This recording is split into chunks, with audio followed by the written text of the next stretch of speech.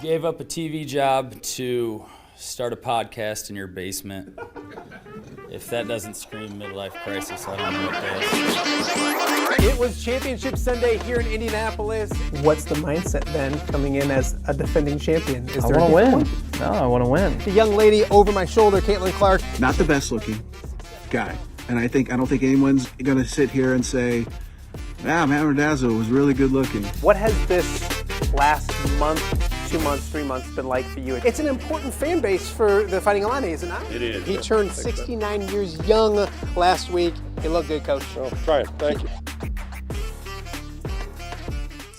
Welcome to Off the Air with Matt Randazzo here on a Tuesday in the Quad Cities, Tuesday, August 12th.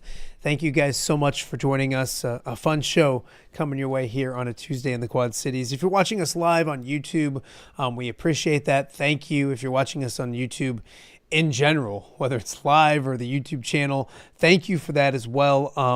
Nearing 1,200 subscribers. So if you have subscribed, thank you. If you haven't subscribed, shame on you. Get subscribed ASAP. It helps us out a ton. Also like, comment, all those good things as well. If you're watching us on X, thank you. We are live each and every day on X. X has been very good to us. And then we also have the podcasting platforms as well. So you can check out the audio version of the show each and every day. Spotify, iHeart, Podbean, Apple, you name it. We should be on every podcasting platform there is. If there's not, if you can't find Off the Air with Matt Randazzo, let me know. We'll make sure we get on that one as well. But I think we crossed all our T's and dotted the I's when it came to that as well. A busy show once again today. We kind of talked about it a little bit at the end of yesterday's show. The new AP Top 25s come out, and several things to talk about with it, and we'll get to that in a second. But Fighting Illini ranked number 12 in the AP poll. It's their highest ranking since 1990 in the preseason AP Top 25. It's the first time they've been ranked at all since 2008. So the expectations that we've talked about all off season and throughout the summer coming to fruition early with the AP Top 25. I don't think it surprises anybody. We're going to talk to our good friend Ked Prince from the Illini guys coming up in just a matter of moments. So Illini fans, stay locked in. Talk a little Illini football coming up here in a matter of moments. Also, we started it last week. We're going to continue to do it all the way through to the start of the high school football season, but we'll preview an Illinois school and an Iowa school each and every day here on Off the Air with Matt Randazzo. Coming up later on in hour number 1, we'll be joined by Riverdale head coach Guy Dierikx, one of my favorite people.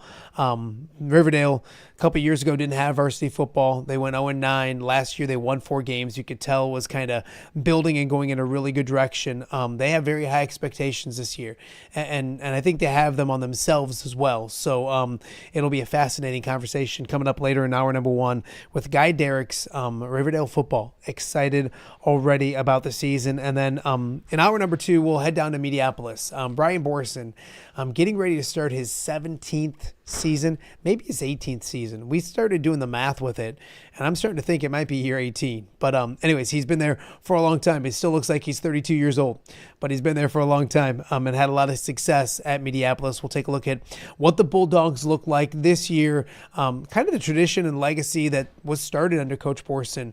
You go all the way back to those Jesse Ertz days, which seemed like yesterday, but they weren't, and the runs to the Unidome and all that kind of stuff. So we'll check in with Mediaplis coming up in hour number 2, and a lot more along the way as well. If you missed yesterday's show, former Rockridge standout and now Colorado State defensive line coach Luke Johnson joined us on the show. His ascension in the coaching ranks in college football is amazing. Just 28 years old. It's a crazy profession. So if you missed it, go check it out, because it's wild how you have to get to where you get, and the ball has to bounce the right way, if you know what I mean. Not literally, but you got to get some breaks, and then breaks go against you, and you got to persevere as well. So great chat with him about his Rockridge days as well. Go check that out. Also yesterday we previewed Rock Island, and Fritz Diodone joined us, and then Davenport Central as well with Alex Berg. So we're up to 10 previews 5 from each side of the river when it comes to Off the Air with Matt Randazzo. So go check them out. Your school's probably one of them, maybe one of them from last week or this week as well. I'm looking at Princeton tomorrow, hoping to catch up with head coach Ryan Pearson and the Princeton Tigers tomorrow on the Illinois side at least. So don't want to get too far ahead of myself. Last Friday, we did our show from Iowa Football Media Day. Go check that out if you're an Iowa fan. Interviews with Coach Ferentz, Mark Gronowski, Addison Ostranga, Yossi Epinesa, Kyler Girardi, Nolan DeLong. I'm missing a few along the way. A lot of fun on that show. Pat Anger was on the show. So if you're an Iowa fan, go check it out. Last Friday's show was a ton of fun and well watched as well. So I appreciate all the positive feedback we've gotten from that as well. Love taking the show on the road.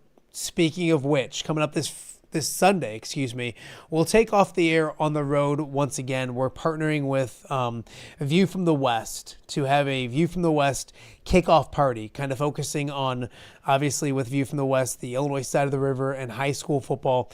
It is right around the corner. It's coming up 2 weeks from Friday as everything kicks off. So we'll be at the Other Bar in Moline from 5 to 7, 5 to whenever. I hate to say 7 because with the amount of coaches we have coming, I think it's going to be a longer show, but it should be a fun show. So come check it out. We'll have some food. Godfather's getting us some pizza, a little bit of pizza as well. I'm going to bug Snoop to see if I can get some chips and salsa. So Snoop, if you're listening, hopefully we can get some chips and salsa this weekend.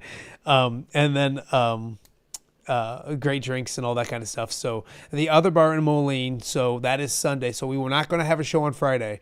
Friday we got to go down and test everything and make sure it all works and all that kind of stuff. So we'll have a show today. We'll have a show tomorrow and Thursday, and then no show Friday, so we can get ready for our show on Sunday. But come check us out. View from the West kickoff party, 5 o'clock from the Other Bar in Moline this Sunday, August 17th. So a lot of fun things going on. Really super excited about it. The high school football season right around the corner. The football season in general right around the corner. So many fun things to talk about here on the show. Started the show last January, and basketball season was a ton of fun. We had plenty to talk about and all those kind of things. Football kind of finishing, but always kind of look towards August, September as like how much fun a daily show in the Quad Cities could be. And it's kind of coming to fruition right now. It's one of those things where we went over 2 hours yesterday. I'm hoping not to go as long today. Have some kids running around and all those kind of things to do. We're having our basement. We had some water in the basement, so we have some work being done in the basement right now. So hopefully the noise isn't too loud during this show as well. So anyways, a lot to get to the next couple weeks and months here on Off the Air with Matt Randazzo. Before we get rolling, I do kind of want to talk about a few things before we get to Ked. Baseball-wise, the Cubs had the night off. The Brewers are winning once again. They've won 10 straight. I went and looked, and since the start of July, they are 28-7 on the season. Or not in the season, but record-wise. Since July, they've gone 28-7. They've won 10 games in a row. I think they had another 11-game winning streak or something like that in that process as well. So the Brewers 74-44 in the season, 30 games over 500. So while the Cubs are now 6.5 back, and what we hope to be a really good race, I mean, obviously they can play better baseball, but you got to tip your cap to the Brewers right now. They're just playing really, really, really good baseball, and they've been doing so for a long time, the entire season, but especially July and August. So the Cubs will start a series off in Toronto tonight, see if they can start chipping away at that 6.5 game lead now for the Brewers in the National League Central. We mentioned the AP Top 25. We'll talk to Ked here in a second about the Illinois side of things. Number 1 is Texas, Penn State 2, Ohio State 3. Notre Dame checked in at number 6, I believe. Other Big Ten schools. So Big Ten-wise, Penn State 2, Ohio State 3, Oregon 7, Illinois 12, Michigan 14. So 5 Big Ten teams in the top 14 in the country. Indiana at number 20. If you're an Iowa fan looking at the schedule, you play 1, 2, 3 of those 6 teams, and they're all in Iowa City. You get Penn State in Iowa City, you get Oregon in Iowa City, you get Indiana in Iowa City. So 3 ranked teams on your schedule right now, actually 4, because Iowa State is ranked number 22. But there's 4 big games on your schedule when it comes to ranking preseason teams ranked in the top 25. 3 of those at home at Kinnick Stadium. So that should make for a fun fall at Kinnick Stadium. And as we mentioned with the game on Friday, or the show on Friday, I'm bullish about the Iowa Hawkeyes this year. We'll talk about it during the show, but I think Illinois is going to have a really good season. I don't know if it matches the expectations. I don't know if there's a college football playoff there or not. It's possible. But I'm bullish on Iowa and what they have, and I like Iowa State. Of course, Iowa State kicks off a week from Saturday. So what they have ahead of them is a trip to Ireland and maybe their biggest game of the season against Kansas State. So college football season is here. So get ready for it and all those kind of things. But Illinois ranked in the top 25 preseason-wise for the first time since 2008. So joining me now to talk about those Fighting Illini, this handsome fella who's going to golf in some way today. You're not actually golfing, but you and golf go hand in hand. I almost think like you're more a golfer than you're an Illini guy anymore. You know what's weird is when you get older, man, it's a great sport and you can play it till you're 75 or 80 years old. If you're competitive and you can't play basketball your whole life, can't play football your whole life, can't play volleyball your whole life. So you know what? You do this. Yeah. You play golf, but you're competing with yourself. So I'm not very good at it. I enjoy it. On a good day, I'm pretty decent. On a bad day, I'll put my clubs away and I'll just watch. Ken, you said if you're competitive, you're pretty competitive, aren't you? I am. And what I meant by that was that, people are listening to your podcast.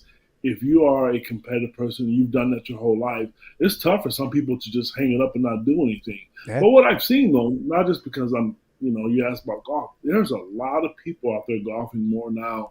We're having one of our class reunions this weekend, and there's classmates that asked me to golf this week. I never knew they even thought about golf.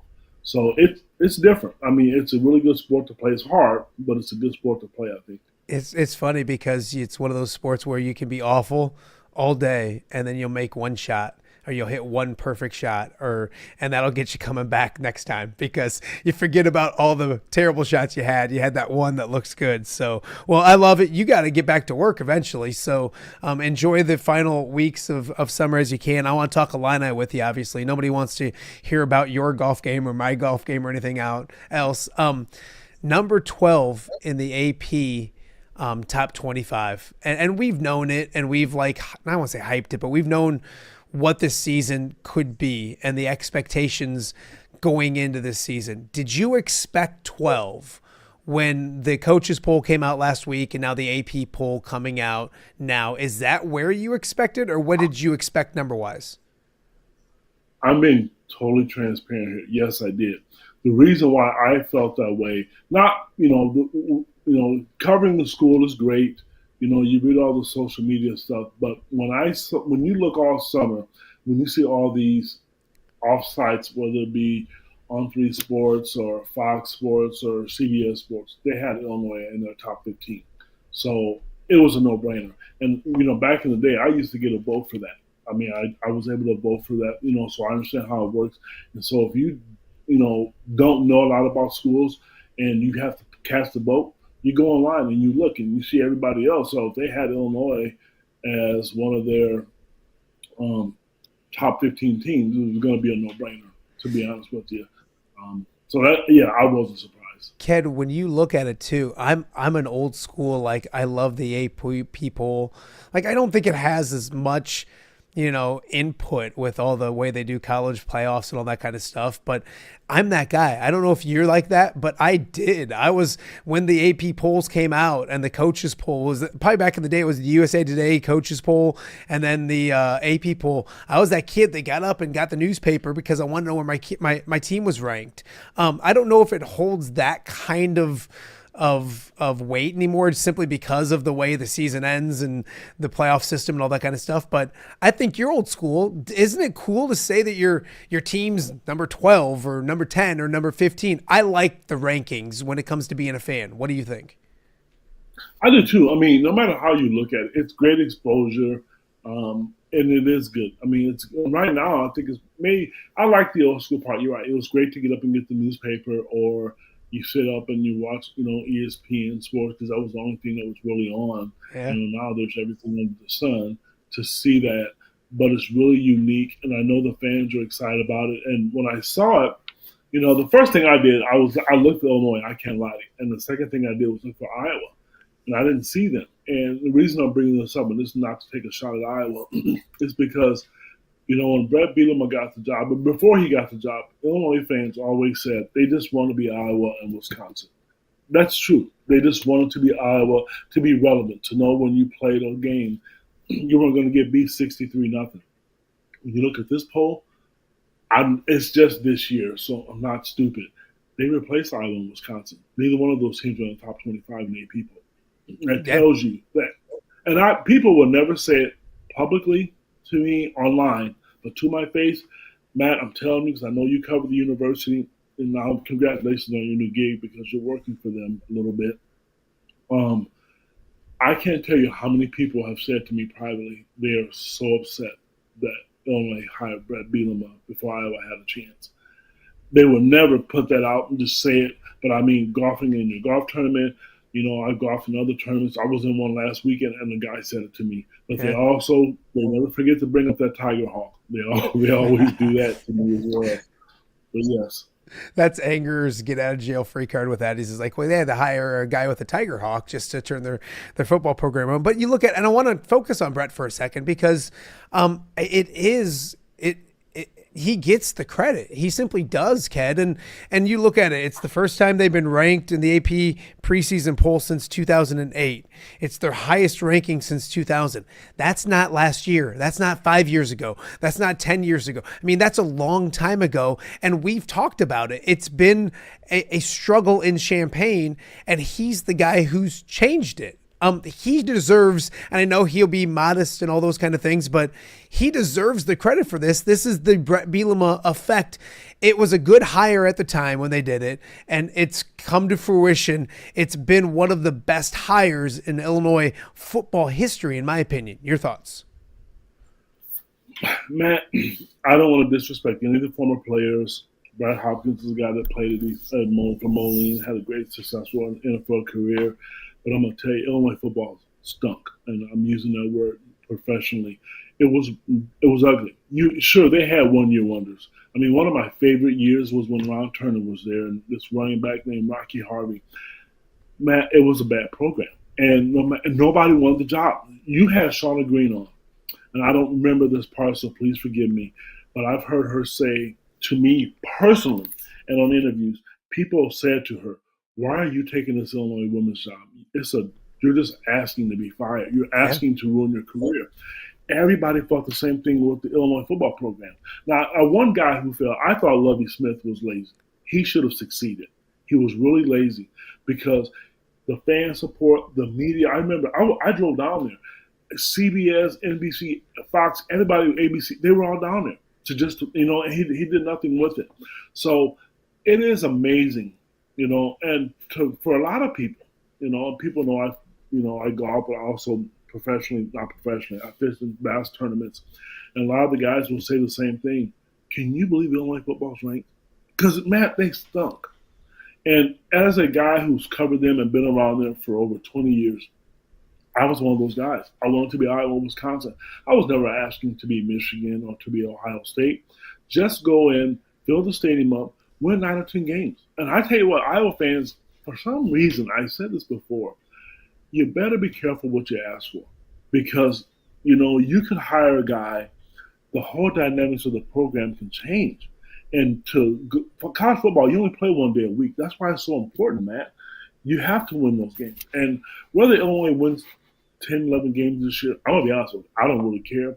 The hype, the talent, the notoriety, because if they win and they play Ohio State undefeated, which is going to be tough, I'm going to tell you, it will probably be the biggest football game ever in Champaign history.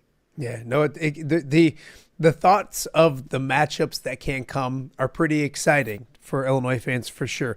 Ken, I'm going to use a golf analogy for a second. So when I actually get it on the green, and that's very rare, and I have a birdie putt, like I look at it as like, okay, I just have to to two-putt this for par. Like, I don't even think like birdie. Yeah. And that's what I feel like the Illini, they're set up to maybe putt an eagle for a birdie. But I think suddenly when you do those kind of things and you raise the ceiling expectations, the floor comes up with you.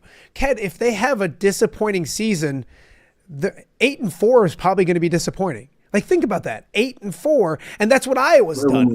That's what Iowa's done. Where, like, you know, they're frustrated because we won 8 games last year. They could have won 10. Like, I think, and people don't think that way, and the fans, and I get it, they're thinking playoffs and all those kind of things. But you guys and Illinois could lose 3 or 4 games. And fans could be disappointed at 8 and 9 wins. That's a beautiful thing when it comes to culture and building a program. They're entitled to their opinions, and you know as well as I'm certainly to mine. But if a fan got mad and was upset they were 8-4, the hell with you.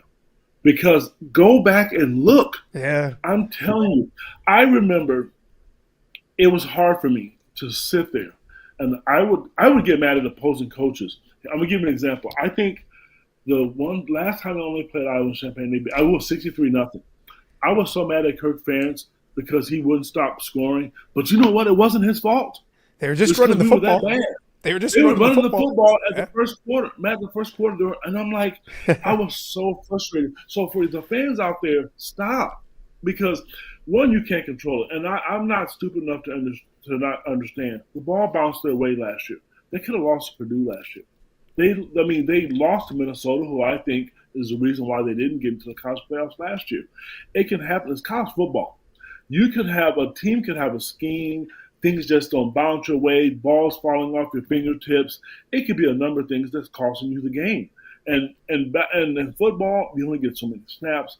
I'm just going to be optimistic. I'm enjoying the ride. I love the buzz. But I'll tell you what, I was doing a podcast last night, and I'll say this again.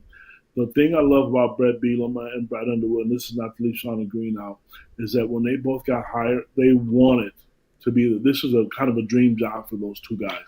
So I'm happy for Brett. He's smart. He's intelligent. He is one hell of a recruiter. He's unique. He's different than every other head coach. When I talk to these recruits, Brett's different. Illinois football, as long as he's there, they're going to be competitive. And they may have a year where they win 5 games, but it won't be 2 or 3 years. That won't happen anymore.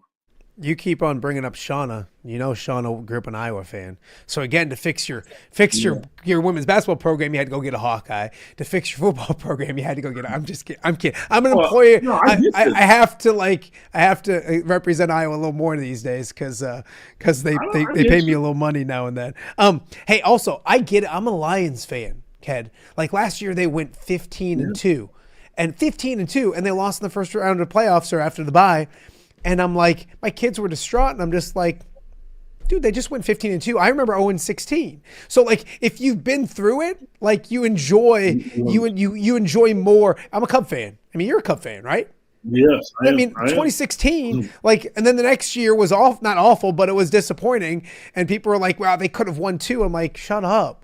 Like, I'm a Cub fan. Like, they won. Like, enjoy it. So I think it's all a perspective of where you've been and where you're going and all those kind of things as well. I want to talk about the history real quick of being ranked. And it's one thing they've seen on social media a lot. You know, we mentioned first time ranked since 2008 in the preseason poll. Highest ranking since 2002. Only twice out of the last 11 times that they've been ranked in the AP Top 25 in the preseason, 2 times out of those 11 that they finished ranked. And it happens. Like it's hard to have the expectations and finish them. I've seen it in Iowa City. They've had some of the biggest. 2010 was right after the Orange Bowl, and they had a lot of guys coming back, and they had a disappointing season. Not a bad season, but a disappointing one. Anyways, long question short. How does Illinois make sure that they kind of buck that trend and cash in on what's going on? It doesn't have to be the playoffs, but to have a good season, to be ranked after the season, all those kind of things. This is going to sound stupid, and Brett and the Illinois program and the Illinois athletic department, don't get mad at me for saying this. I don't care if they make the college playoffs. I just want them to win 9 or 10 games. I do, because making the playoffs is tough. I think there's some political, stuff behind it. I just want to see them win games, and beat the team they're supposed to be. To me, they won 9, 10 games. Like last year, people don't, I talked about being one of the biggest games on campus. They beat Michigan last year. That was the team that won a national title. So to me, that's what I want to see. And it is hard. It is extremely difficult. And Matt, for them to make it, the ball has to bounce their way. They have to have key positions, stay healthy. I sound like an old coach, but I really and truly mean that.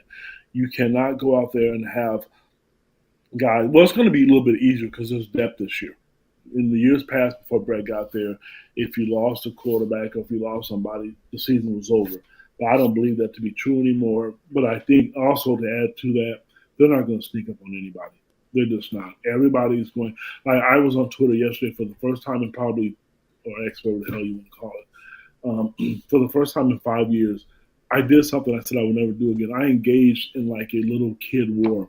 Some Duke fan tagged me, somebody tagged me in something saying that, Illinois better be prepared because Duke's this great team and they don't give up a lot of points. So I went to Duke's website and I'm like, you guys gave up tons of points. And I tweeted at the guy and I thought, dude, you're not 15 years old anymore. You got to stop that.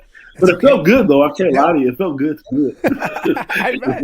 Sometimes you got to be. Sometimes you got to be like that. I always tell people that, like, because of the job that I have and had, especially had, I couldn't be the fan that I remember being when I was 12, 13, 15 years old because, you have to behave yourself. Well, behave yourself, Ked. I want to talk to you about some local guys. And it's funny because I was in Iowa City on Friday, did the show from Iowa City, and we had a couple Quad City Hawkeyes, Kyler Girardi, and Nolan DeLong from Durant. And I was talking to my wife, I think over the weekend, or maybe it was my son. I'm like, man, there wasn't too long ago when Anger was playing. It was like there were 5 or 6 like Quad City Hawkeyes in the 2 deep. You had Julian, you had Pat, you had Mitch King, you had Brett Greenwood and Colin Sandeman. And like you had to get all the Quad City Hawkeyes because there were so many in just the 2 deeps. That's what's it's not to that extent in Illinois, but you have a Quad City kid that's going to start on defense and play a big role in Matthew Bailey at strong safety. And we both believe that Cole Rusk is either going to start at tight end or he's going to play a lot of snaps at tight end. I think that's cool as well. We can be biased when it comes to that. And Quad Cityans can be biased when it comes to that. It's cool seeing 2 Quad City kids probably playing big roles on both sides of the football in Champaign, isn't it? Yeah, it is. I'll tell you a really kind of cool story. When Matthew Bailey committed to University of Illinois, I took my daughter with me because at the time she was a sports management major. And when he committed, and when the first game he played, she was like, Dad, that's the guy we saw. That's the guy that we went to his press conference. And I'm saying that because it's a local guy and somebody that she knew and it resonated with her because you're right. Matthew's going to, I believe personally, both guys are going to start. Cole Rusk, when he came into Illinois, he was rated one of the top tight ends in the country before he even came to Illinois. The injury set him back, but I've heard great things about him. And I'm not going to lie to you because I'm close to his family. Fish, my son and his dad fish a lot. And Cole is healthy. Cole is playing really well. And, there's not a lot down there from the Quad Cities. There's just not. But Brett's starting to change the narrative with that. People are starting to want to go down there. And Matthew will be a star. And I do think the same thing with Cole. And to be truthful with you, not because you asked the question, Brett seems to think that there's a possible chance both of those guys can play at the next level. And Matthew is really special because I don't want to say nobody really wanted him. A bunch of mid-major schools, and then Iowa wanted him to walk on. And obviously that was a mistake on their part, but I understand why why Kirk did it. Kirk was in a different spot than Brett Bielema at the time. Kirk has built depth. He's been there for 175 years, and Brett didn't have that. Now he's starting to get that. He's trying to improve his walking program. But Cole is a really cool kid. If there's one kid on the roster that I'm pulling for, I'm telling you it's him. Because during the summertime, he'll text me, he'll respond, and he fishes, and he'll golf. And during a golf outing, I walked up to people, and they were like, do you know who that guy is? That's the guy who worked for Illini guy. I'm like, Cole, dude, I'm 100 years old. Nobody cares about that. He's just a cool guy. He really is. And, I'm just really happy. He busted his hump with those other three players, and obviously the kids from Iowa came down, grateful for them as well. But you know, and I know, you've been to Iowa City. It's an hour. You know, it's probably an hour from Highland Springs to, I think they came all the way up from Champaign after a workout.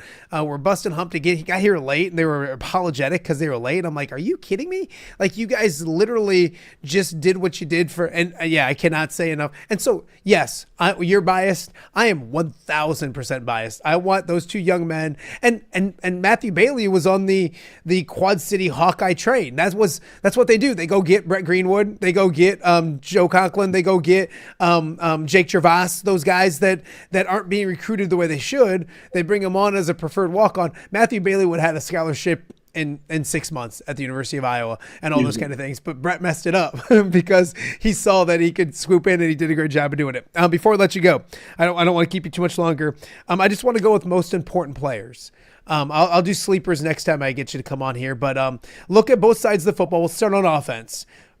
And it's easy to say Luke Altmaier, so I get that, but this player has to be good for Illinois' offense to be good. What's the most important player? Maybe not the best player, but the most important player to that offense.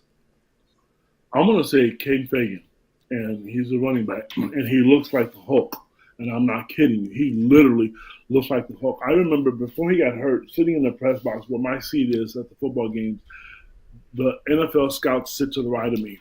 I don't remember what game it was, but he was running with people like bowling pins. I mean, just a big, huge guy, but he got hurt. He's had a history of being injured, I guess, from being even in high school. But if they can open up the running game for him, because he is a typical strong back. Remember that name, Cade Fagan, and when you see how big he is, and he's fast, and so he's not a slow guy. I think if they could, because Luke's going to be Luke. And you asked me not to name him, but I think on offense, I would say Cade Fagan is the guy that I really want to see shine, who could be a difference maker and change the whole entire outlook of that program. Absolutely. You know what? I don't want to get into it. We'll do it next time I talk with you. I'm going to bug you again next week probably because football season's coming, man. It's going to be awesome. But I'm intrigued by the wide receivers because they lost, but I think they added correctly, if that makes sense. I think people that are worried about the wide receivers, from the reading I've done, the people I've talked to, they don't need to worry as much as you would possibly think they need to worry. Let's flip the sides of the football, go to defense. Who's the most important player on that defense for Illinois' defense to be successful this year? Xavier Scott, a defensive back, physical guy. I just look at him as being a possible guy that could do some things as well. The way I look at this team, Matt, there's a lot of guys that can honestly be difference makers. We could talk about, Matthew Bailey. I know you mentioned him, and he actually should be a senior, so I should have mentioned him. Sorry about that. I know it's hard because we mentioned him, but Matthew's been around a lot. And the thing that I like about Matthew is that he is vocal, he's physical, he's always around the football as well. I just, we talked about him because he's a Moline kid, but I really think he has to have a good season. And I remember Brett really talking about him possibly taking the next step to being in the NFL. And I think what needs to happen, his play is good enough, he has good techniques, but what I think get your name on some of these great lists, all these postseason awards. He needs to have fumble recoveries. He needs to have interceptions. Interceptions are huge. If you can pick the ball off, fumble recoveries are nice because you just at the right place at the right time. But it shows good hands. I would really like to see him take that next step. No, I want him to stay healthy. I want him to play well.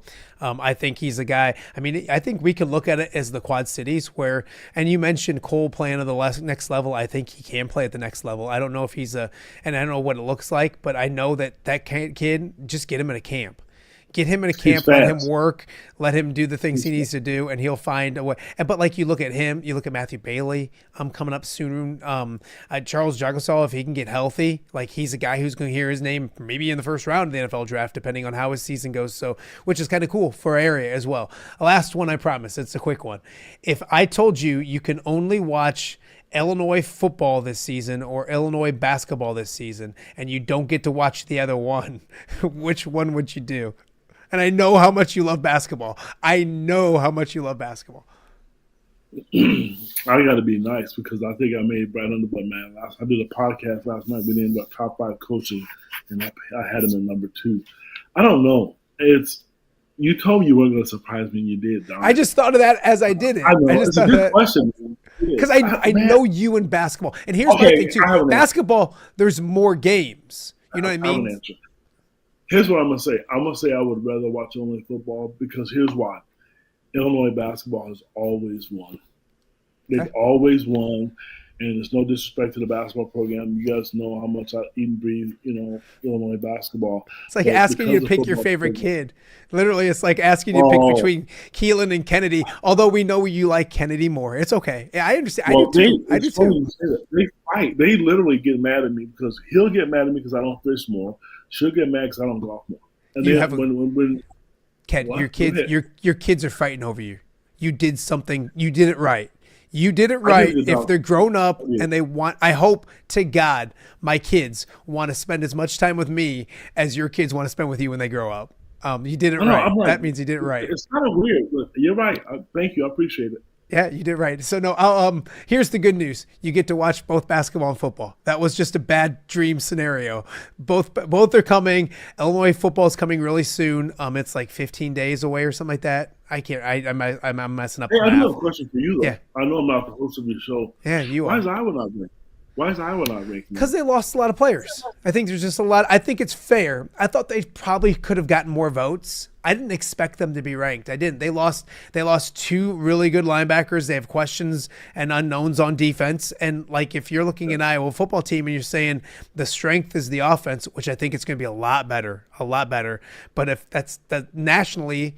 If you're saying Iowa's offense are going to be good, you better see it to believe it because it's been the laughing stock of the country for a while. So I think it's a seeing him. I think Mark Gronowski, people haven't seen him yet at this level. So there's questions, but they get the opportunities to prove them right off the bat. So I think it'll be a good season for Iowa. I really do. I think it's going to be a fun season, a good season for Illinois. I think Iowa State's going to be good too. So, which is good if you started a podcast and a show that's on every single day in the Quad Cities. It's good to have good teams to talk about. So I'm happy for all 3. So get out of here.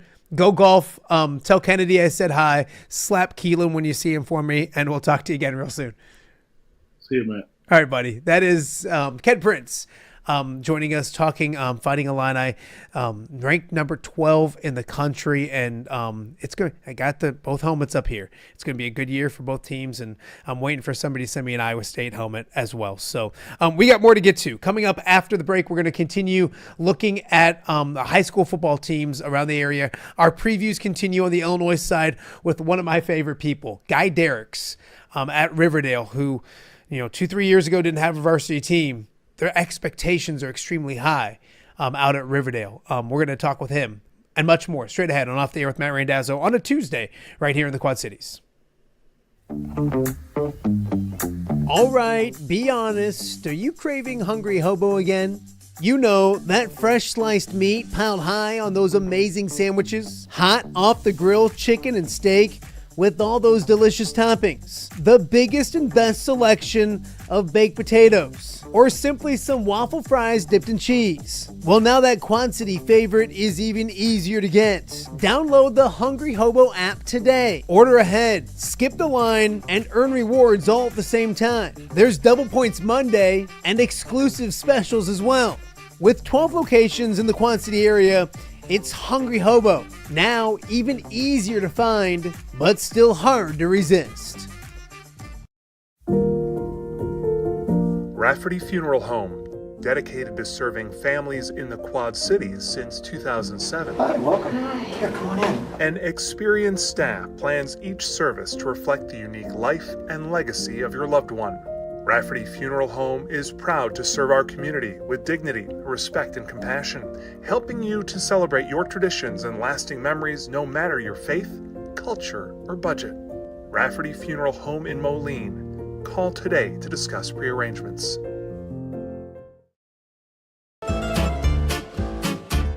When it comes to quality, convenient pizza, Godfather's Pizza in Silvis has you covered.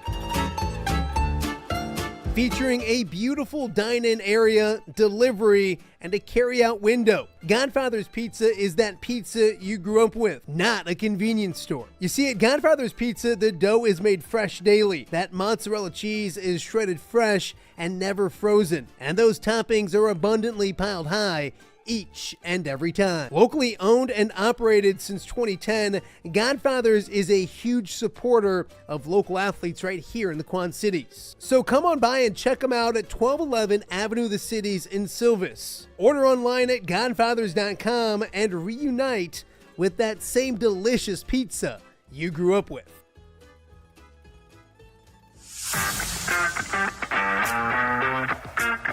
Are you looking to take your next party, tailgate, or golf outing to the next level? You need Mobile Party Experience. MPX features 3 top-of-the-line party trailers equipped with all the amenities you need to party like a rock star. Smart TVs, Yeti coolers, JBL sound systems, grills, bathrooms, and much more. Mobile Party Experience is an experience like no other. Check out my-mpx.com or call 563-514-1470 and book your Mobile Party Experience today. Welcome back to Off the Air with Matt Randazzo here on a Tuesday in the Quad Cities. High school football season and our previews continue. And one of the most competitive conferences in both divisions is going to be the Three Rivers this year. And it always is. And one team that's got a lot of attention and a lot of people talking is out in Riverdale. The Rams back after taking a year off, and this is their 3rd year back, and they may be better than ever as long as this guy right here doesn't mess things up. Guy Dierikx joining me right now and Off the Air with Matt Randazzo. You wouldn't mess anything up, would you? Oh, I wouldn't hope so. No, let's hope not. First and foremost, thank you for doing this. Summer good, family good, all that good stuff? Oh, absolutely. Yeah, it's been a crazy summer. I mean, kind of like you, it's, being dad and going here and there. I'm almost ready for school to start just to get back in that routine of, I almost, more sleep when the school year starts just because we're not running to baseball games or tournaments or things like that. So you get those athletic director naps though, don't you? Like, isn't that one of those things right. like where you sneak away for a couple hours and nap and all that kind of stuff? No, I joked that like I told people, and it was true. There was one weekend in June, I think, that we had 16 baseball games in one weekend. And it's like, what, like, I think my wife counted up how many baseball games all 4 boys had together. And I'm like, I don't think we had that many hits to have that many baseball games, but that's another, no, I'm just kidding. They did good and all that kind of stuff. So coming into this year, and I want to, before we talk about this year, I want to go back a little bit because everybody knows I'm an Alleman guy, the Alleman helmet's on the desk, but you're one of those programs that a couple years ago stepped back from varsity football and then had to kind of reboot and start up again. 2 years ago, back playing, and then no wins that year, but last year 4 victories. If you can go back to that time, talk about that decision. I know it was a difficult one and all of those kind of things, but I think you've come out on the other side really, really good looking back. Oh yeah. I mean, that was that hard decision. We knew as the year got closer, we hadn't had the numbers that we had in the past in the weight room.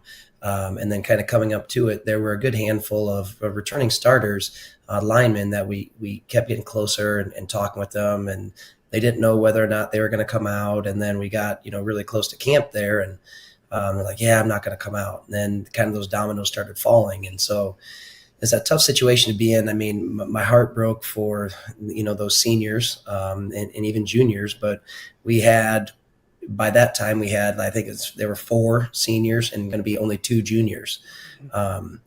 And so, I've gone through it. I went through it at Louisa Muscatine, the rebuilding process, then Davenport North and Riverdale, and then Riverdale again after COVID, trying to reboot that. And so, we got stuck in that rut, and where, you have to bring kids up that are talented, freshmen, but then if something were to happen or, just kind of injuries, and then they're talking about not going out the next year. And so, as we sat around as a staff and really administration and in a community, it was a heartbreaking decision to make for those kids. But ultimately, it was one of those decisions that we had to make for the betterment of our program. Sometimes you have to take that step back in order to move forward.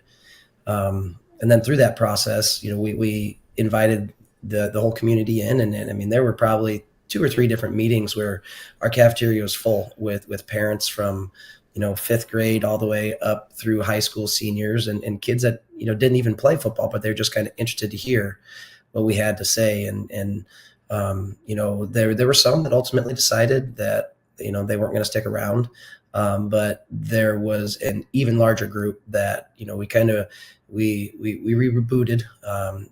We discussed, had those hard conversations of, if we want to get to where we know we can take the program, then we've got to have some changes. And this group right now were the ones that, a group of seniors, they were freshmen when we made that choice. And they've done a great job and bought in. Parents have bought in, and they've been extremely supportive, to the tune of this past year, having some of the best numbers that we've ever had since I've been back, as head coach. And it's just exciting to be a part of it. I think anybody who's a small town guy, you go through those ebbs and flows. And so right now, just kind of riding that wave, and hopefully this wave takes us, pretty far this year.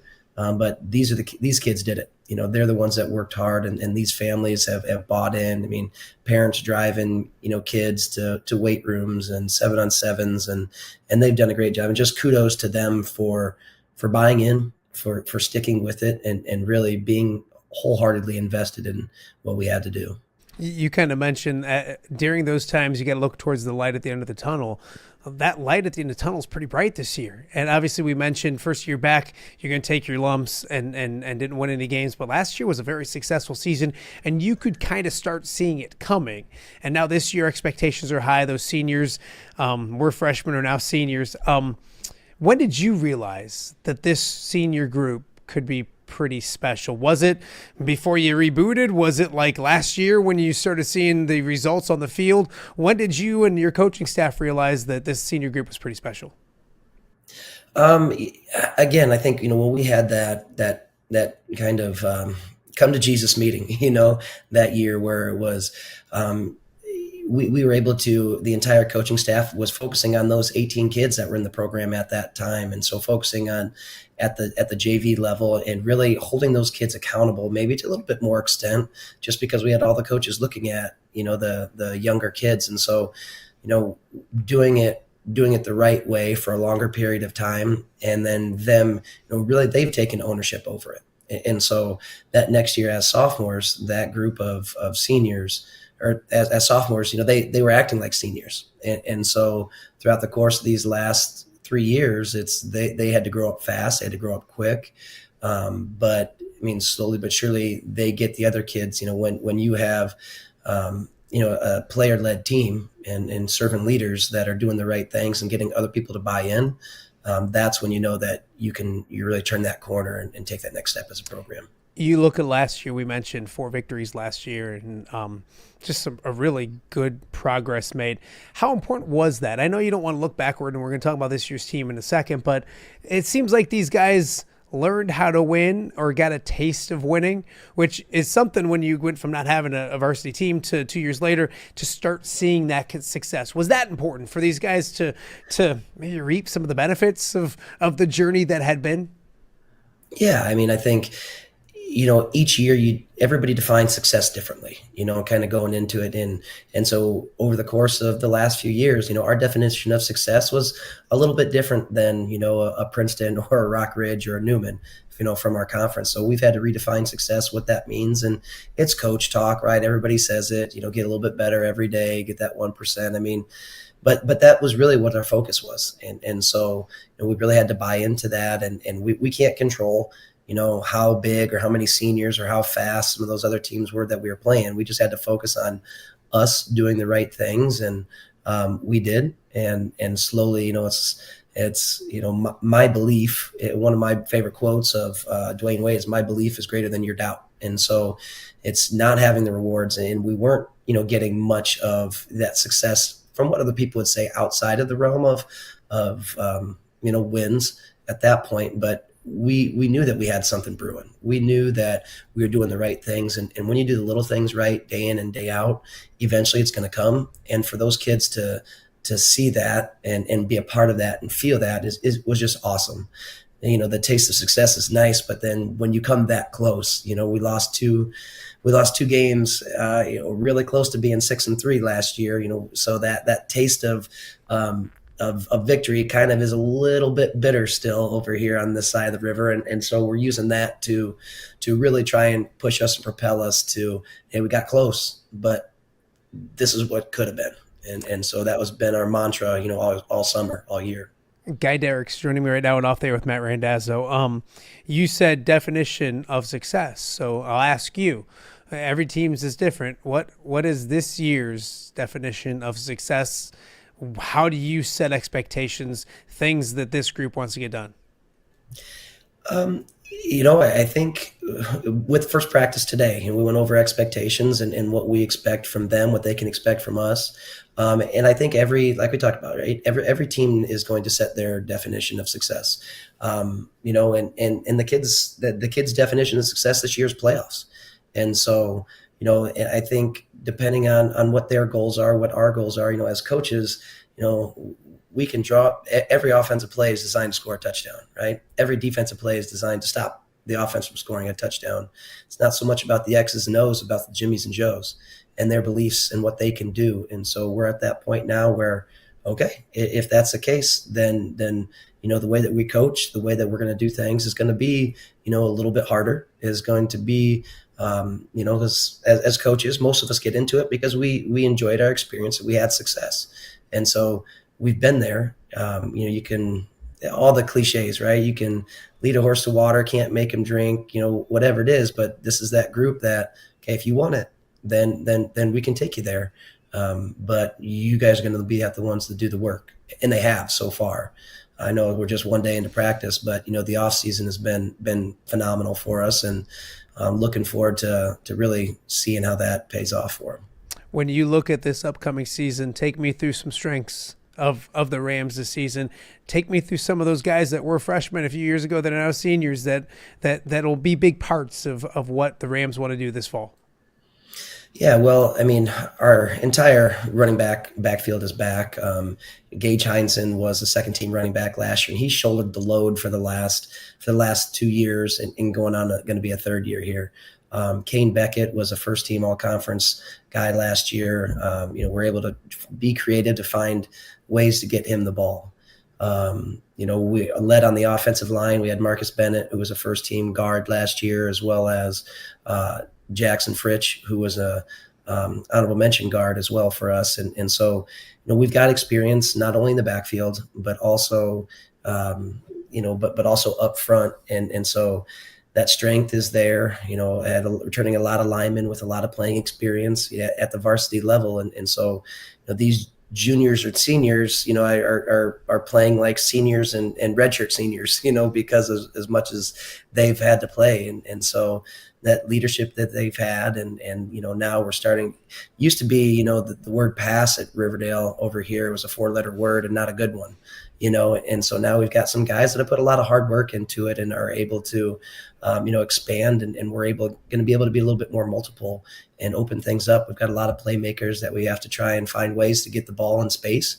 And so, it's an exciting time with me switching from defense to offense now, and I don't have anybody else to holler at since you guys stole our offensive coordinator.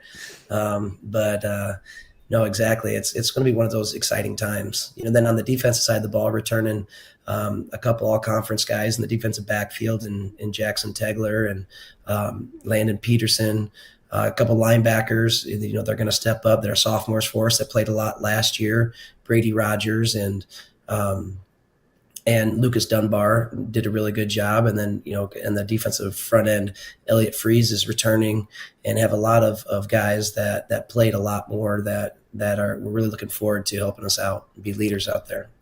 Coach, when you look at the schedule And that is, you're not the first Three Rivers coach we've had on, and everyone we talk to, it's not just their division, but it's the crossover games, and it's no surprise because you look at the teams on both sides of the Three Rivers, and they're historically really good football programs. At some point, they've all had great success. This year, it feels like it's really, really good. That's got to be exciting. Of course, it's also a daunting challenge. It makes for every Friday night to be a great Friday night. When you look at the conference in a whole, what do you see? Yeah, it top to bottom. I mean, it's crazy. You've got, just solid teams up and down. And, with us too, with us being a closed conference, you have to face out. Now, if you get out of the conference, everybody here feels like got a good opportunity. Erie Prophetstown, right? Barely makes it last year at 5-4. And they almost took down, I can't remember if they were a 15 or 16 seed last year, but almost took down a number 1 or 2 seed. And so, that's the thing. You got to take care of business in the conference, and it doesn't matter how you get out. You just got to get out, and anything can happen. So definitely experience from a lot of the different teams in the conference, and excited to, really compete. And if you can get out, you're going to be battle tested, and you're going to be able to, you're going to see wide open offenses in Rock Ridge, right? You're going to see power football in Newman, and whatever that is, you'll be able to kind of adapt that and be ready to go at that next level for when playoffs hit. Coach, a few more for you before I let you go. You talked about bringing the community along with this process, and it goes back to when there was no varsity season and up till now. How excited is that community right now? And I've got friends in that community, and besides Brian Stocking, others that you can tell there's an energy and excitement about football in Riverdale. Not that it's not always been there, but it seems maybe amped up a notch or two. What is that community like right now? And as the athletic director and head coach, and an alum as well, you got to be excited. Oh, absolutely. I think throughout that process, we learned a lot. You learned a lot about yourself. I learned a lot about myself, and I don't consider myself a control freak or extreme type A. Now, maybe my wife would have a different, opinion on that, but it's sometimes you have to learn how to, give up some of that. And so we've had some great booster support, some team moms that have done a great job, and they've really stepped up and really taken that to the next level. And sometimes I have to reel them in a little bit, but that excitement, you gotta kind of just lay it out there and trust that they're gonna, they've got the pulse of the community and the team, and want to do what's right. Everybody wants to do what's right best for the kids. But there are only so many hours in the day. And so if you can't do everything yourself, and so trust them to help out and set some stuff up. And by doing so, we've fallen into some really cool things, over the course of the last few years. I don't know if you saw or not, but like our football 101 that we do with moms, and our last day of camp, we bring them in, and that has been a really big thing to not only discuss, how the game has changed, safety, but we take the moms through some drills, and then run plays where they go out with their kids, and they actually run the play that their kid just ran. And so getting them to understand the game of not only football and safety, but also getting to kind of understand where, hey, that's my baby out there, but getting to understand, okay, hey, this is what they're doing. So. No, it's fantastic stuff. All weekend I kept on seeing that Riverdale was already 1-0. Obviously the Tug Fest is a thing, and that was a successful thing for you guys. Do you get a look at that? Does that count? Prepared, baby. Does that count for the playoffs? Like, is that a playoff victory, playoff point wise, all that kind of stuff? That's got to help a little bit, right? Well, I don't think I could con IHSA into doing that. But yeah, it's a huge momentum change for us. And last year, really, we hadn't won in like 4 or 5 years. And last year we did. And it was, pretty surprising. And so for us going into it again this year, it's all right. Hey, there are expectations. And so learning that, that teamwork, learning how to work together, it definitely, got our season started off on the right foot. A lot of excitement, and having so many people there hollering for us and cheering for us. And what the Black family has been able to do, Alan Black and Bo Black with helping us with that Tug Fest. It really is nice to start the season off like that, just a team building activity and exercise. And yeah, this little baby sits in our weight room, but also it'd be the first trophy that our school has won this year. So we can claim that one for sure. The first of hopefully many. Before I let you go, my favorite, we did a mic'd up segment at WQD for so long. And my favorite one was when you shaved your head, and then you convinced, I guess, my photographer not even to tell me about it. So like, we didn't know about it till we actually watched you shave. That's the young Guy Dierikx. I think you got to do it now just to get back into the old, the group of things. There's not much left there to shave. Again, that's probably about 8 years ago now. So there's not much left. I don't know. We'll have to figure something out though. To really do it up right if we make playoffs this year. Yeah, Guy keeps shaving my head like every night, I think, when I go to bed, because every time I came up, I get less hair up there when I go. So, Guy, I appreciate your time. Super excited to see the success and the excitement at Riverdale. I'm going to get out there one of these Fridays. That's the beauty thing, is I can sneak around the area this year on a Friday night. So I'm going to get out there and check it out. Best of luck. Hopefully everybody stays healthy, and hopefully we're talking about the playoffs later this year with you. Absolutely. Thank you much. Appreciate it. All right. That is the one and only Guy Derks out at Riverdale. The Rams with some high expectations this year, and rightfully so. It should be a fun year in Port Byron. And Brian Stocking tells me they're going 7-2, which is kind of worrisome because he should be telling me 9-0. So if Stockbell thinks they're going to lose 2 games, then there might be a problem. No, I'm kidding. So we got a lot more to get to. Coming up after the break, we're going to hop the river to Iowa. Another good guy that I've known for a long time, Brian Borrison, will be along to talk about Mediaplis and how the Bulldogs will look this season. You're watching Off the Air with Matt Randazzo on a Tuesday right here in the Quad Cities. Hello, Dan Pearson here of FCA. Our team is thrilled to support Off the Air with our good friend Matt Randazzo. We share the view of the power of sport when it comes to relationships, including the influence of the coach. FCA believes the coach is the most influential person in America. Matt celebrates local coaches and athletes. His content is informational, insightful, and inspirational. Our Fellowship of Christian Athlete team loves partnering with Off the Air with Matt Randazzo while we engage, equip, and empower coaches and athletes in our 23 counties. FCA, the heart and soul in sports. View from the West, the podcast covering Illinois high school football. It's going to be a hard-hitting game. It's going to be great football. Weekly analysis and reaction from around the western side of the state of Illinois. This is the game we had circled when the year started. Follow along on YouTube and subscribe wherever you listen to podcasts. It's big-time football out there tonight, and I know we can play big-time football. View from the West. We got you covered.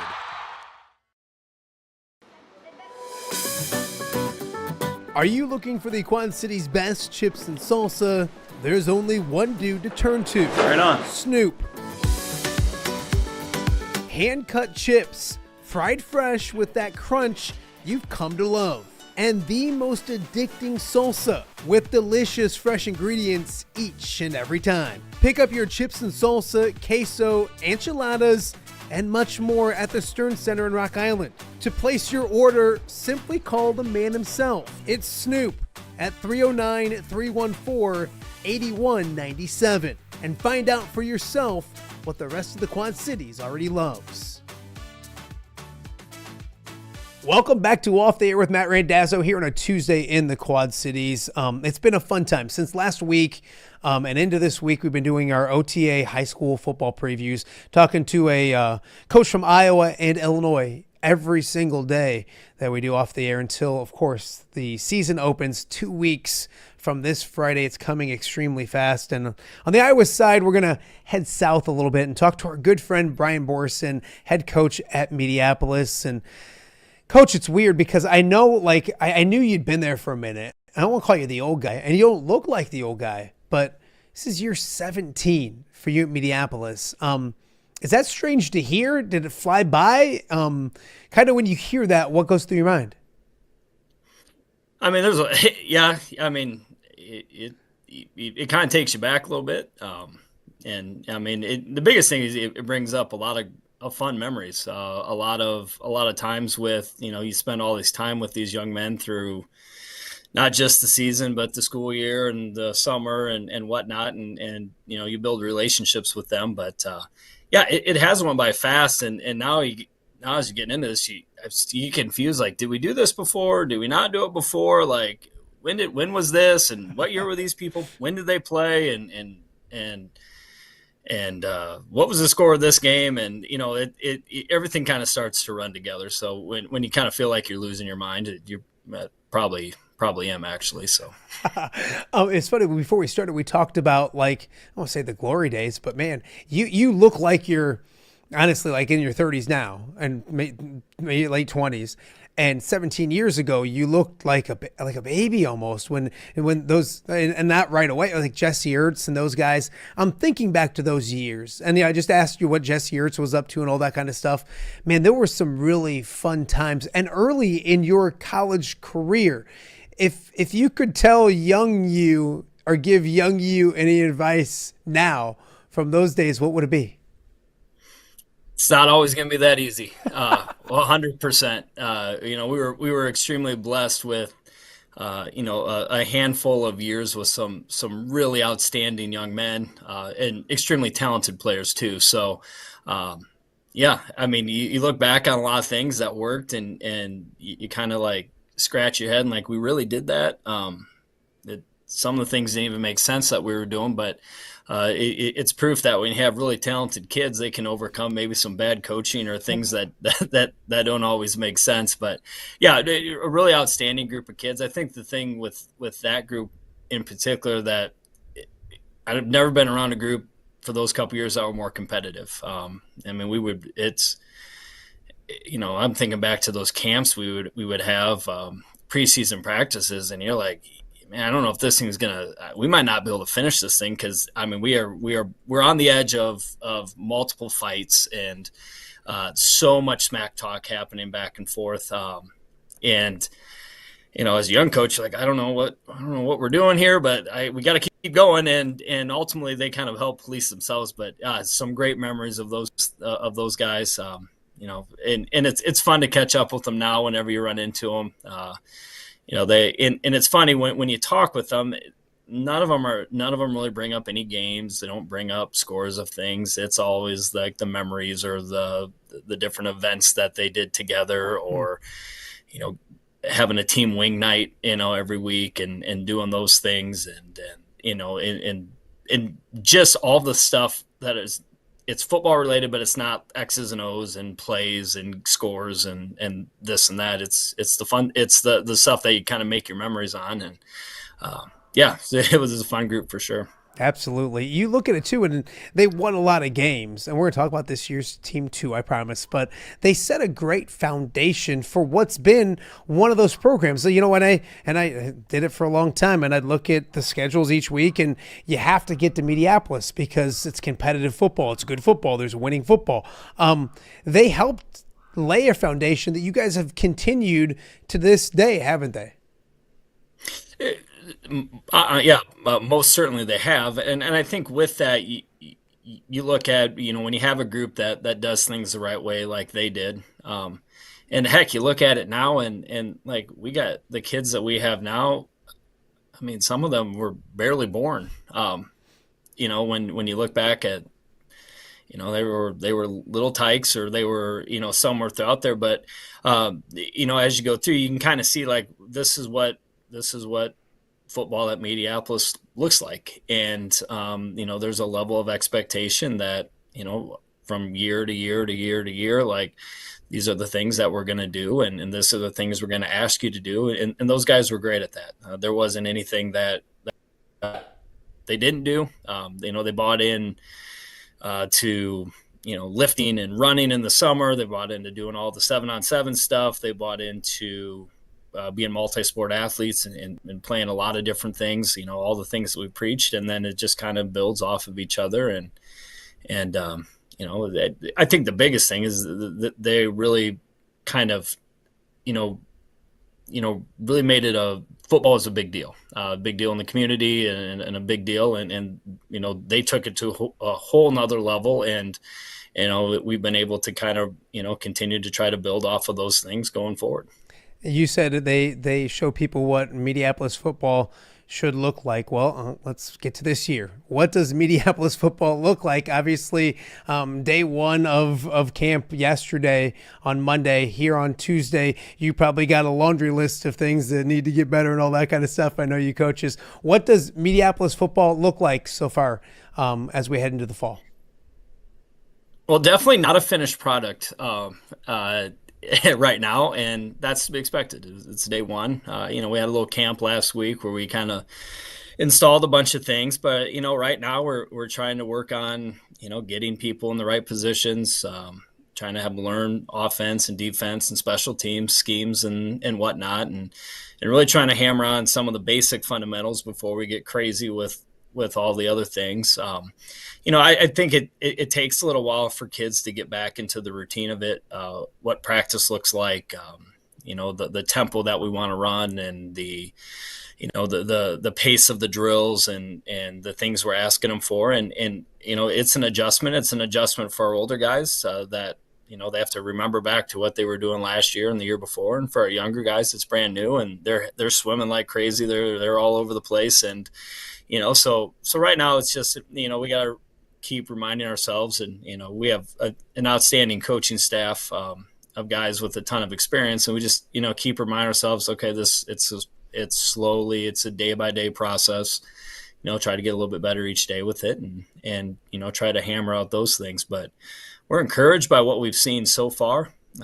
But we know there's a lot of work that needs to be done. It's funny because we had Coach Ferentz on the show on Friday, so I'm going to compare you to Coach Ferentz. But he said the kind of similar, well, we don't know who our starters particularly are going to be at some positions come week 4 or week 7. Is that the fun part of coaching, is watching those fun stories developed where you might have a guy by week 5 that you're like, wow, he came out of nowhere and I love it. Right. Yeah, it is. I mean, I think the most fun thing, thing for me was watching just individual growth. And that could be individual growth from your returning starter who was just a random guy, a important piece of the team, and watching them grow to, being an all district or all state player, or it's a guy that you didn't know, like maybe he's never played football before, and watching them just trying to soak it all in, or anything else like with that. So yeah, I mean, you get caught up on it's the first week of practice, but like, this is it's a long season. There's a lot of ups and downs, and you really do need to try to encourage the development of each one of your guys to the level that they can develop. And then, there will be times when people are called on for all sorts of different things, because, it's football, injuries happen, and people develop, I don't know if I think I hear this with the Cubs all the time, like development's not linear. And it's 100%. Not everybody's going to develop at the same rate. So, you just kind of remember that you have each one of those kids is an individual kid out there, and they're going to develop at different levels, and to be patient and to keep pushing, and to know which kids you can, you can't coach them all the same way. So those are we've done in years past. We didn't have as many two-way players. So we had more guys defensively that played that were maybe sophomores or juniors last year that will be back. Our entire secondary is back from last year. Gann and Guy were both all-conference players. Grant Kanishny, James Garrison, both guys that played a lot at the other corner. So there's a lot of experience there. We'll bring back 3 guys from our defensive line, Ben Gerst and Parker Lang, and Peyton Johnson. And Lang and Johnson were all district kids as well too. And at the linebacker position was probably the spot that we graduated a few kids last year that have played a lot of varsity football. So, it's kind of trying to fit, and also trying to do what we're doing scheme wise and fit where we're at with the ability of the kids we have. And, So we're looking at guys like Nathan Schmidt-Gall and Brock Spears and Parker Holstein are guys that have all played a lot of varsity football, but they played in different. They may not have been inside backers or outside backers. It could be DNs or safeties or whatever it might be. So you're just kind of moving those guys around. But those are some of the experienced guys that we have coming back there, and we're not going to be very big. I can tell you that much right now. But we're going to run. We're going to run to the ball. We're going to hit, and we're going to keep people in front of us, and hopefully that'll allow us to make plays and create turnovers. Coach, you look at offensively, you've had some really good talent over your years, and of late as well, not just going back to Jesse's years, but you could name all just standout after standout. Offensively, what does it look like, and what's this team's identity going to be on the offensive side of the football? Yeah, I mean, it's going to be one where we got to replace some guys. Reese Campbell was our quarterback last year, and he's not with us anymore. Noah Schmidt-Gall he did a lot for us. Ran the ball a bunch, caught the ball, and he's since graduated as well too. So we're going to be have a new quarterback. Quincy King is in line to take that position. He's doing a real great job with that, and we're kind of excited about his potential. Brock Spears, Parker Holstein, guys that were kind of backup running backs last year will have to kind of fit in to those roles there. And then we do bring back a lot of returners when we start looking at pass catchers, whether it be Gannon Gunn was out there, Nathan Schmidt-Gall, some of the same guys we mentioned on defense, will also be out running routes and catching the ball and doing those things there. But, and then, you move up front in the line, we got, 3 guys returning that played some up there. And then, we'll have to sprinkle in a few other ones. And there's some good competitions going on. When you start looking at the offensive line and, really trying to figure out what in the world is our best combination of guys, what can we handle? And it's hard right now because you don't have pads on or anything else like that. So everything kind of looks a little muddy. But, we're really impressed with the effort that those guys are given and we'll see where it goes. A few more for Brian Borrison before I let him go. Expectations always seem high, and that's a good thing. And Mediaplis, how do you gauge them? Obviously, success is something you're used to in a program. You look at the schedule; it's a tough schedule, it's a daunting schedule as always. Do you put numbers on expectations, or how do you guys deal as a program with expectations? Not really. We kind of want to get. Like number of wins is always, there's a lot of variables that go into that. We want to, I think as a program, want to continue to try to improve and get better, a little bit every day, and then I think that'll ultimately put us in a position where we hope to be competitive in our district. We'll have a very, very good district. We've got 5 playoff teams from last year of the 6 teams. And there's a lot of good coaches and a lot of good athletes. And I think everybody in our district, you kind of look at it and, there's everybody graduated people and everybody's going to have new faces in there. So you kind of see how it goes. But, I think we feel confident that if we can continue to take care of the things we can take care of on our end and continue to put in the work that we need to, that, we hope to find our way into, having a successful year, hopefully getting into the playoffs and winning some games and doing those things. Absolutely. Last one before I let you go. It's funny, maybe I targeted the longer tenured coaches first on this thing, but we talked to Rusty last week and Chip Filler last week and guys that have been around a little bit as well. And I like to ask yourself, 17 years doing this, you go back to 07 or whatever you started and you fast forward to now, and everyone says kids are different and all those kind of things. What's the difference or what's changed in high school football from 07, or is it kind of the same? I mean, is it the game different, the kids different? You tell me what you've seen between 07 and now. Yeah, I would push back a little bit on the kids being different. I think kids are kids. Sometimes we, as adults, we can live in glass houses a little bit and not remember what we were like when we were 16, I was perfect. 18. Oh, absolutely. Never did anything wrong. And, right. So, the kids are, I think kids at their core are different.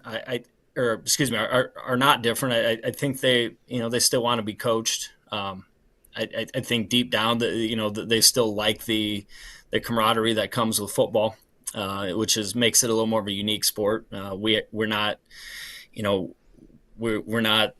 It's hard to have a travel football team, or it's hard. You don't have as much outside influence as what you do in some of the other sports. There's no doubt about that. I mean, the access to social media and all of those things. It is what it is.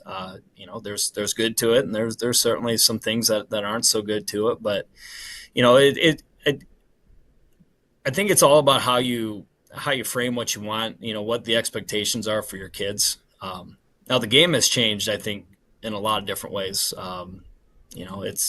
It looks a lot different than what it did. When I first started coaching. I mean, you got way more exotic offensive stuff. You got things that, the passing games have improved so much over the years. The amount of things you're seeing coverage wise and to kind of combat that have changed drastically. So, I think the game has definitely evolved. You don't see as many teams running. I mean, if you get a team that lined up in the I formation, you'd consider them like, this is old school. Like, what is this? Somebody under center? Like what are we doing? Like, this is weird. We wouldn't be able to handle it if we were playing those teams, because we probably couldn't get a scout team to be able to line up and do that. It would take half a practice to figure out how to take a snap. But some of those things have obviously changed. But ultimately, when I look back at it, I think, kids are still kids. And they are, and we've been blessed with great kids over the years, and very supportive families and families that have high expectations for their kids. So, I look at it as it's always going to change, and it's always going to evolve. You just got to kind of try to figure out where you roll with that and where your niche is, and do the very best that you can. You mentioned the uniqueness of football and the team sport aspect, and maybe not as many outside influences. Mediaplis is a perfect example of when you go drive into town on a Friday night, that's where the city is, that's where the town is. And that's what's cool about high school football, isn't it? And Mediaplis is a perfect example of just that.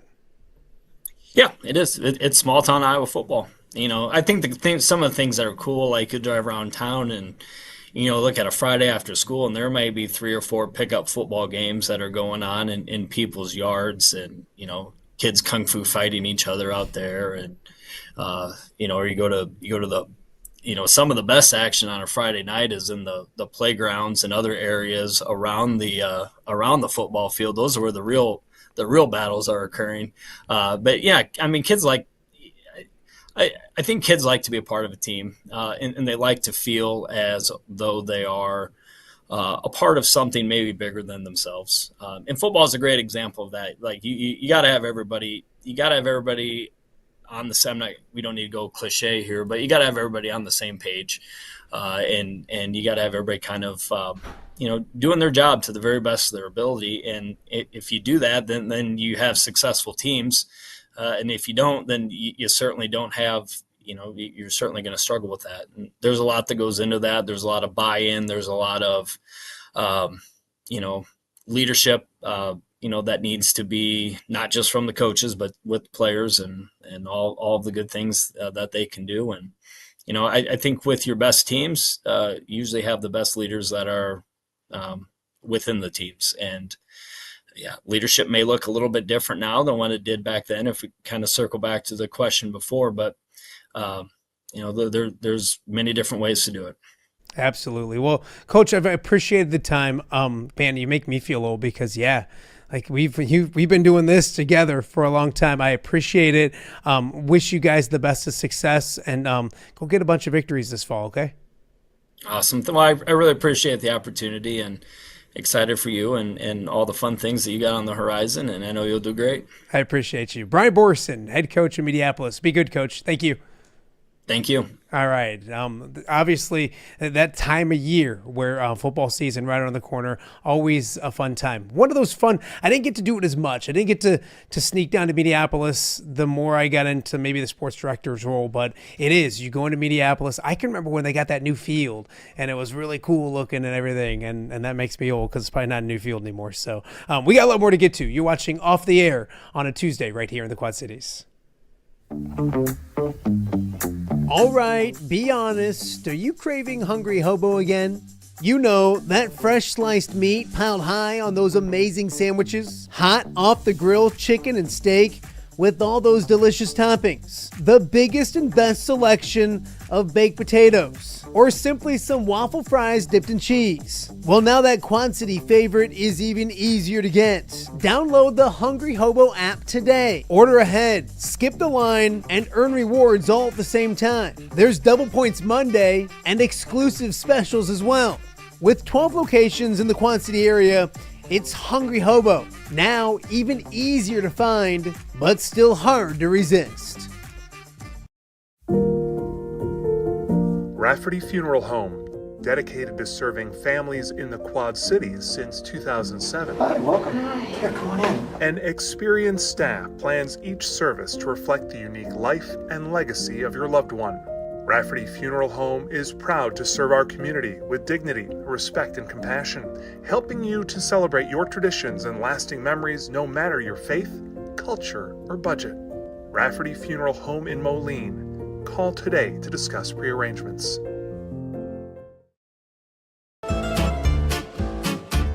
When it comes to quality, convenient pizza, Godfather's Pizza in Silvis has you covered. Featuring a beautiful dine-in area, delivery, and a carry-out window. Godfather's Pizza is that pizza you grew up with, not a convenience store. You see, at Godfather's Pizza, the dough is made fresh daily. That mozzarella cheese is shredded fresh and never frozen. And those toppings are abundantly piled high each and every time. Locally owned and operated since 2010, Godfather's is a huge supporter of local athletes right here in the Quad Cities. So come on by and check them out at 1211 Avenue of the Cities in Silvis. Order online at godfathers.com and reunite with that same delicious pizza you grew up with. Welcome back to Off the Air with Matt Randazzo here on a Tuesday in the Quad Cities. Tuesday, August 12th, as we slowly start to inch our way to fall and eventually, I keep talking about football season, but the start of school again, which means my kids go back to school, which, as you can tell, makes me smile from ear to ear. So it's been a fun show. A few things to kind of get caught up with before we let you go today. Some news and notes from the NFL. Jordan Love has had a procedure done on his thumb, had a torn ligament or something like that. Doesn't sound too worrisome. They expect him to not miss any time during the regular season. He should be available for the opener against the mighty two-time defending NFC North champion Detroit Lions. So, but just something to keep an eye on. Again, Jordan Love, really good 2 years ago for the last 6, 7, 8 weeks of the season into the playoffs. Probably an underwhelming season last year. I think a big season for him in Green Bay. So starting with an injury, I saw Christian Watson will be out for the first 4 weeks for sure. They think back after that. Jane Reed's hurt. So injuries are no joke. As a Lions fan, they derailed an obvious Super Bowl for me last year by taking out our entire defense. But anyways, a little note from the NFL as well. I want to thank our guests for coming on today. Really are enjoying the high school football previews. Appreciate the feedback with them as well. I think that's the cool part is every community kind of enjoys that little 20 minutes, whether it's, you go down to Mediaplis or out to Riverdale or wherever. I think they enjoy that 20 minutes of time to kind of get ready for the season. So again, thank you to Guy Dierikx. Thank you to Mediaplis's Brian Borrison for joining us. We started things off with Ked Prince. If you're an Illini fan, it's a must listen. Go back, check it out. Illinois ranked 12th in the AP poll to start the season. The college football season right around the corner. So go check out Ked Prince to start the show as well. Some housekeeping before we let you go. Don't forget, Sunday we have our View from the West kickoff party down at the Other Bar in Moline. 5 o'clock start. You can get there before then. That's when the show starts. So we'll be live on my YouTube channel, on Off the Air YouTube channel, also on the View from the West YouTube channel, and then probably my X account as well. I think it's probably what it's going to be set up for. So you can check out that show on Sunday. We will not have an Off the Air on Friday, so we can get down to the Other Bar and kind of make sure technology works and all that kind of stuff. And we're going to have speakers up and all those kind of things. A little different of a live show than what I've done in the past. So no show on Friday because we will have the show on on Sunday as well. So make sure you come join us if you can. It should be a ton of fun. If you missed last week's live show from Iowa Football Media Day and you're an Iowa fan, go check that out. Well worth it. Tons of great guests. Kirk Ferentz, Mark Gronowski, Addison Ostranga, you name it. Tons of Iowa Hawkeye guests stopping by the set in Iowa City, for Iowa Football Media Day. So go check that out as well. We do appreciate that. And of course, we appreciate you guys listening, watching, however you support the show. And we can't do the show each and every day without these awesome sponsors: Godfather's, Rafferty Funeral Home, Hungry Hobo, Quad City Steamwheelers, Snoop's, Chips and Queso and Chips and Salsa and all his amazing food, and Mobile Party Experience as well. Doing some more with Mobile Party Experience on Fridays coming up when high school football begins. So that should be a ton of fun as well. So thank you to all of them.